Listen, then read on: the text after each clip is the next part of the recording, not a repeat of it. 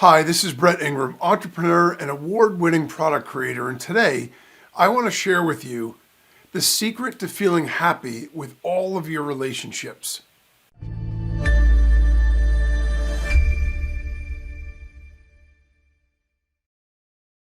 You know, relationships are a really tricky thing because they're a super important part of life. And when I mean relationships, I mean all of them. So your personal relationships with family and friends, and maybe loved ones or spouse or, significant other or whatever, your business relationships, whether it's suppliers, whether it's customers, whether it is business partners or whatever.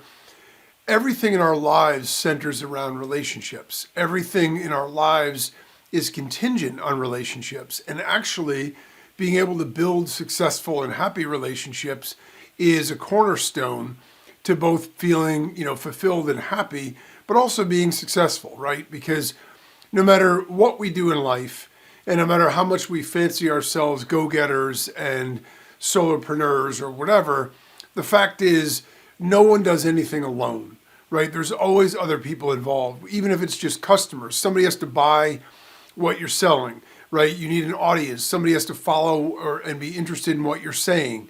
So even if you don't have business partners in that way and you don't feel like you rely on anybody in the same sense, we all are interdependent. It's just a part of the human experience. So relationships that we have are super important and they're ubiquitous because they're in every element of our lives. That said, the challenge is, while we all would like to have all positive and happy and productive relationships, the reality of it is most of us either have had some difficult relationships or we have some. And by difficult, I mean they could be relationships that are hard to get along with other people, or maybe we feel bad about ourselves or about the relationship itself. I mean, we've all sort of had that interaction or that, sense of connection with somebody where we sort of feel bad about it. Like every time we break off a particular interaction, we sort of feel bad. Like, oh, I should have handled that differently, whether negatively or positively, or I don't feel good about myself every time I deal with this person. They always seem to get the best of me, or, we always seem to be butting heads or whatever the case may be. So for one reason or another, it doesn't matter what that badness or that icky feeling is or where it comes from, whether it's because we don't get along and it's somebody that's important to us or somebody that we have to deal with, or maybe it's because they make us feel bad about ourselves because of the things that they say or things that they do, or maybe the way that we allow them to treat us. And we don't always have that in a conscious sense. It isn't something that we necessarily think to ourselves and articulate in our own minds in a way where we even understand it. We just know viscerally the way that we feel, right? You get out of one of those interactions and you're frustrated, you're angry, you're feeling depressed or whatever. And all of those things are unfortunate because we want our relationships to be good and we want our relationships to be productive and happy and everything else. And the challenge is people are people. So the problem and the challenge is that, we can't regulate or control how other people behave, how they treat other people, and how they deal with relationships. Everybody has sort of a different sense and a different sort of way that they go about things. And so, we want to be able to create relationships that are all really positive. And, here's the sad truth of it is that while we have all of those feelings, other people might have those feelings about us too. There are relationships where we may have an interaction with somebody, we go off feeling really great about it, and they're grumbling to themselves, that jerk, or whatever. And so we don't always know how other people perceive us or how they feel about their relationship with us. And so it's a two-way street. Relationships go both ways. And so that is sort of the backdrop, the challenge. They're super important to have relationships that are good and productive and everything else, but it's also super difficult. And the fix is hard. The fix is hard because even if you recognize, even if you get to a point of consciousness where you understand what it is about a relationship that bothers you, or what it is about a relationship that causes you to have a conflict, first of all, the other person has to be willing to do whatever they need to do, unless it's all your fault, in order to make that relationship more positive. And the other side of it is, if you go by the old idea of, well, I'll just cut all those toxic relationships or bad relationships out of my life, well, that could be a solution, but in some cases that doesn't work. If it's someone in the periphery of your life, you might be able to do that, but you can't do that necessarily to a relative or to somebody that you have to deal with in business every single day or at your job. You can't just get rid of those relationships. So the question becomes, what do we do? How do we manage this in a way where we can develop relationships and cultivate relationships to a way where we feel good about them all, and yet at the same time, other people do too, and we're dealing with all the people that we have to, regardless of their personality? Well, it's certainly complex, but I have to tell you that over the years, I have a law that I live by, that I developed through basically, trial and error, the school of hard knocks, some hurt, some heartbreak, and some loneliness. And I have to say that in general, it's helped a great deal in fixing it all. And it helps me and has helped me going forward in every forward-looking relationship that I have as well. So when I was younger, even dating back all the way to my high school years, I was a super trusting type of a guy. I always believed in the best in everybody. I always expected the best from everybody. And I always felt as though everybody acted with a certain level of integrity, a certain level of honesty and care for people that they, cared about. And I went through a number of, unfortunate circumstances when I was young that caused me to be hurt by other people. And I was caught off guard. So I wasn't really expecting it. And when there are people that are close to you in particular, that's very injuring. That feels very personal, because it isn't like, oh, well, somebody I didn't know really well didn't treat me that well. I had people I was very close to, that I hung around with all the time, that behaved in ways that I just felt were totally inappropriate. And that hurt me. And so I started to put up a wall. And I went from sort of trusting everybody and expecting the best to going the opposite way. And I became pretty cynical. And I started to become bitter. In fact, it's petty, but even back in high school, I had written, you can give like those legacy things where you can write them and you leave people things when you graduate. And I had written 4 of these that were all very sarcastic and bitter. And I retracted them at the last minute, and I'm really glad that I did, because I didn't want them printed in the yearbook. The fact is, they were clever, they were mean, but they were unnecessary. So I became cynical, and I became a little bit bitter, and it was just in an effort to protect myself. I didn't want to be in a situation of vulnerability where I could be hurt. But what I found is, going through life that way, what ends up happening is it just creates loneliness, because you go from one extreme to the other. Yes, no one can hurt you, and yes, you're not vulnerable, but you also miss out in the depth of any relationship because you don't trust anybody. You can't be in a situation where you feel as though you can just enjoy it. You're always sort of looking for that angle, like what are they going to do that's going to sabotage this and ruin this? And so I went from hurt to sort of lonely and isolated, and not physically. I mean, I hung out with people, but I was very distant. I kept to myself, and I didn't share or open up at all. And so, the problem is, I realized that was really no way to go about life either. And so what I did is I sort of through that whole process, I decided to give people another chance. The best way to do it was with what I didn't articulate at the time as this, but this is what it ultimately is. I call it the law of reciprocity.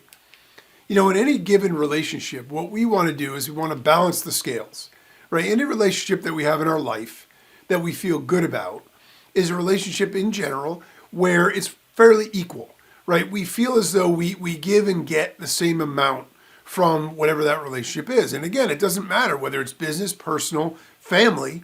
We're tied to family forever. It doesn't mean all the relationships with our family are going to be great, but it's about balancing the scales so we can feel good about it. So what I started to do is I started to give people a chance and, open up to people a little bit, but I was limited in the way that I did it. And I was cautious and I was aware. And then what I did was I started to develop relationships based on that particular law. So the people that I felt then earned that trust and I could confide in and count on and trust for things, whether it was physical stuff that I needed or secrets I wanted to share or whatever it is. And then, so for those people, I would invest more, right? And for the people that I realized it was more transactional, or they would do whatever was best for them in any given moment, and relationships were secondary, it's not that I cut them out of my life, but I just limited what I would share with them. I limited my investment in them. So that way the investment was equal. We had a casual relationship wherein socially, if we saw each other out, we'd high five each other, drink a beer together, whatever, but I was never going to trust them with anything that was important. I was never going to count on them with anything that mattered. So this way, outwardly to everybody, I was affable, I was friendly. I wasn't bitter and cynical and, making snarky comments and getting people angry at me and not liking me. At the same time, I wasn't putting myself in a position where I was incredibly vulnerable. So by doing that, I was also able to sort of figure out who the people were in my life that I could count on, who were the people that would do whatever I needed to help me, and who the people, therefore, I would want to go to the ends of the earth to help them. Because I believe a lot in, giving back what you get. I believe a lot in helping other people and lending a hand when people are down or when they need it. I just don't want to be a doormat, and I don't want to be walked over, and I don't want to be hurt, just like everybody else. And so it's about balancing the scales. So that way, we can feel it out. And when it starts to feel out of balance a little bit, you can adjust it. If you start to feel in a relationship that you're giving a little bit too much and that person isn't returning calls, or it could be little things. It doesn't matter whether it's not about a balance sheet or a spreadsheet where you track injustices and benefits and things like that. It's more of a visceral feel. The relationships in your life that you feel really good about, and the relationships in your life that you feel a little bit sketchy about. And just by going by that gut feel, you can sort of balance things out if you adjust the way that you approach it. And, by treating it that way, you could develop relationships that really make sense. It's funny because in a business context, when I was in graduate school, we did a negotiation exercise. And I actually talked about this on another episode because it never ceases to amaze me.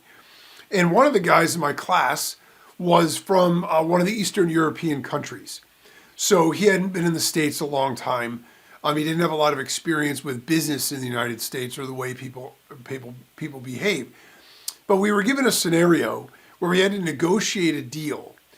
And their group was given a little bit more information than ours was. So what he knew that we didn't know that he knew was what our costs, what our margin was going to be based on how much we could sell it for. Our job was to get the most amount of money we could for it. And so when our team went into it, we went in with a win-win. We knew what they needed to buy it at in order to make a profit. But we didn't know, what their floor was or whatever else. And so we went in thinking if we split the profit, right, and we give them a deal where they're allowed to make profit and so are we, and it's about the same amount, we believe that that was fair. And this particular guy stood up and he cut us off in the middle of our little presentation. And he said, look, here's the deal. The deal is going to be at this price. And it was our cost plus 1 cent per unit. And his idea with that was it's logical and rational that if we both make money, we would do the deal. because why wouldn't we? We're still making a penny on every unit that we sell. And to his astonishment, we said, there's no way we're making that deal. And he said, well, you have to make the deal because you make profit. So we said, right, but you make all the profit and we make 1 penny. And he's like, yeah, but that doesn't matter. We're both making money, so logically you're going to do the deal. And we said, but relationships don't work on logic, and neither do deals or negotiations. If it's all about logic, right, then people wouldn't even be needed for scenarios like that. You would just put numbers into a machine and make the deals. There's a reason that negotiation is a skill, because it's about negotiating something that everybody feels good about.